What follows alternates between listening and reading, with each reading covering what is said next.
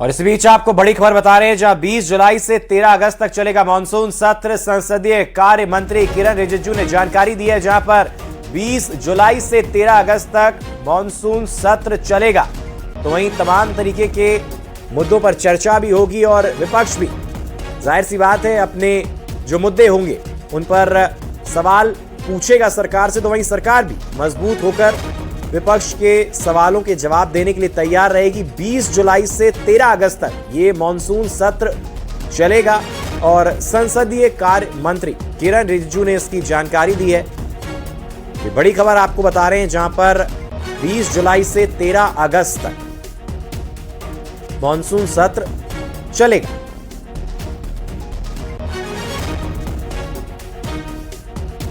संसदीय कार्य मंत्री किरण रिजिजू ने इसकी जानकारी दी है। 20 जुलाई से मानसून सत्र संसद का शुरू होने जा रहा है। 13 अगस्त तक बताया जा रहा है कि ये मानसून सत्र चलेगा। तमाम तरीके के मुद्दों पर जाहिर सी बात है चर्चा भी होगी। और संसद के मानसून सत्र में आपको बता दें कि लोकसभा और राज्यसभा की बैठकों को राष्ट्रपति द्रौपदी मुर्मू ने मंजूरी दे दी है। सरकार की सिफारिश पर दोनों सदनों की बैठकें आयोजित करने को मंजूरी दे दी गई है। आपको यह भी बता दूं कि केंद्रीय मंत्री किरण रिजिजू ने एक्स हैंडल पर एक पोस्ट में लिखा कि भारत सरकार की सिफारिश पर राष्ट्रपति द्रौपदी मुर्मू ने 20 जुलाई से 13 अगस्त तक संसद के दोनों सदनों की बैठक बुलाने को मंजूरी दे दी है। संसदीय परिपाटी के मुताबिक मानसून सत्र दोनों सदनों के संयुक्त सत्र में राष्ट्रपति के अभिभाषण के साथ शुरू होगा।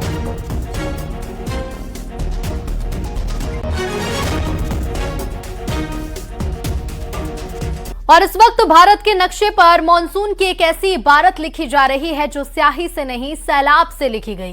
भारत के उत्तर से लेकर दक्षिण तक कहीं भी चले जाइए, आपको उफनती नदियों और झीलों के सिवा शायद ही कुछ नजर आए। ये तस्वीरें इसी का सबूत हैं। ये जलतांडव का वो लाइव थिएटर जहां आज हर कोई खुद को बेबस महसूस कर रहा है।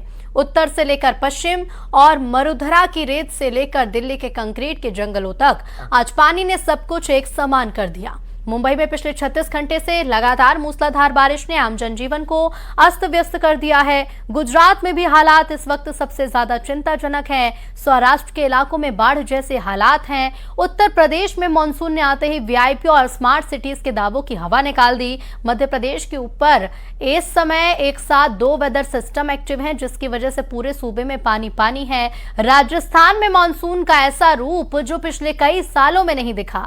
जयपुर, जोधपुर, अजमेर में बारिश ने रेगिस्तानी इलाकों को समंदर बना दिया है। देश की राजधानी दिल्ली में भी आसमान में घने काले बादल नजर आ रहे हैं। और देश में पहाड़ों से लेकर कई मैदानी इलाकों में भारी बारिश कहर बनकर बरस रही है। आलम यह हो चुका है कि कहीं पुल पर नदी बह रही है, कहीं सड़कें पानी में डूबी हैं। गुजरात के जूनागढ़ में भारी बारिश का नदी का जलस्तर इतना बढ़ गया कि पुल के ऊपर सैलाब बहने लगा। मध्य प्रदेश के बड़वानी में तो प्रशासन ने लोगों से उफनती नदी से दूर रहने की अपील की।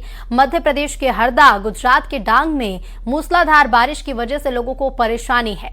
हरदा में उफनती माचक नदी ने पुल निर्माण के काम को काफी नुकसान भी पहुंचाया है, जबकि डांग में कई नदियां उफान पर हैं। गिरा झरने के पास तो पानी का बहाव तेज होने की वजह से सुरक्षा के चलते लोगों के वहां जाने पर रोक भी लगा दी गई है।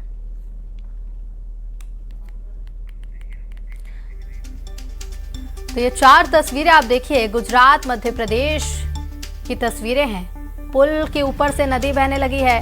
मध्य प्रदेश की बड़वानी की तस्वीरें आप देखिए, भारी बारिश से नदी उफान पर आ गई है।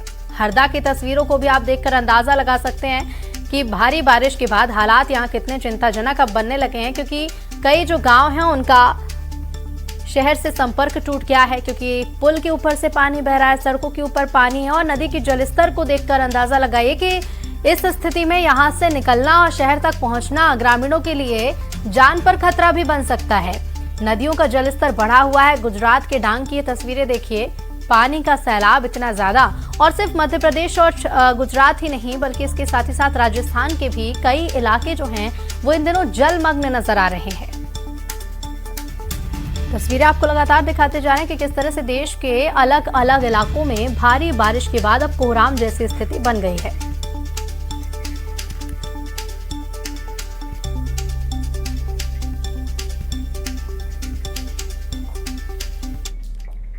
तो तो देश के अलग अलग इलाकों से भारी बारिश के बाद मचे कोहराम की तस्वीरें सामने आ रही हैं। अंजाम भारी बारिश का कुछ ऐसा दिख रहा है कि हर जगह परेशानी साफ दिखने लगी है। मैदान हो या पहाड़, हर जगह बारिश से आफत देखने को मिल रही है।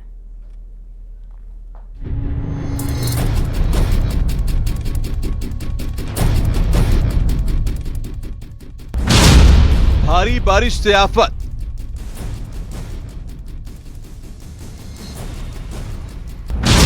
सड़कों पर आया सैलाब।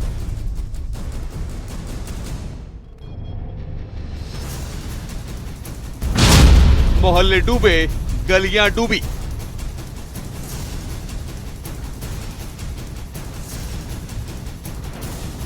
भारी बारिश के बाद देश के अलग अलग इलाकों से जो तस्वीरें सामने आई हैं, वो आफत लेकर आई हैं। भारी बारिश का अंजाम कुछ ऐसा दिख रहा है कि हर जगह परेशानी साफ दिखने लगी है। मैदान हो या पहाड़, हर जगह बारिश का कोहराम दिखने लगा है। तस्वीरें हिमाचल प्रदेश के किन्नौर की, जहां भारी बारिश से चोलिंग नाले में अचानक आए फ्लैश फ्लड ने तबाही मचा दी। उफनते नाले के साथ आए भारी मलबे और पत्थरों की चपेट में आने से कई गाड़ियां दब गईं और सड़कों पर मलबे का अंबार लग गया, जिससे नेशनल हाईवे बंद हो गया और कई इलाकों का एक दूसरे से संपर्क टूट गया। वहां से जो तस्वीरें सामने आई, उनमें कई गाड़ियां मलबे में दबी दिखाई दी। वहीं रात को अचानक आए फ्लैश फ्लड का वीडियो भी सामने आया। इसमें पानी का सैलाब सब कुछ अपने साथ बहा कर ले जाने पर आमदा दिखाई दिया। जब ये फ्लैश फ्लड आया, इस खौफनाक मंजर को देखकर लोगों के होश उड़ गए।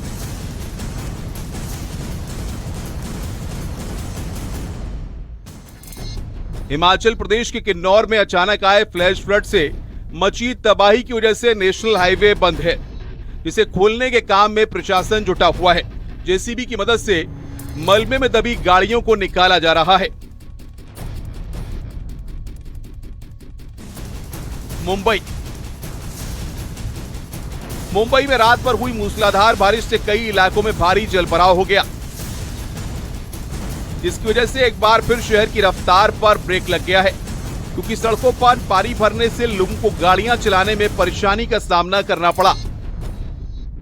वहीं कई जगह तो सड़क के पानी में डूबने से कई जगह जाम से हालात हो गए।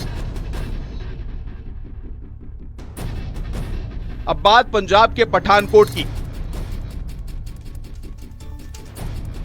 जहां बीती रात हुई बारिश से एक अंडरपास में पानी भर गया, जिसकी वजह से जम्मू पठानकोट नेशनल हाईवे पर गुजर रही यात्रियों से भरी एक बस बीच पानी में फंस गई और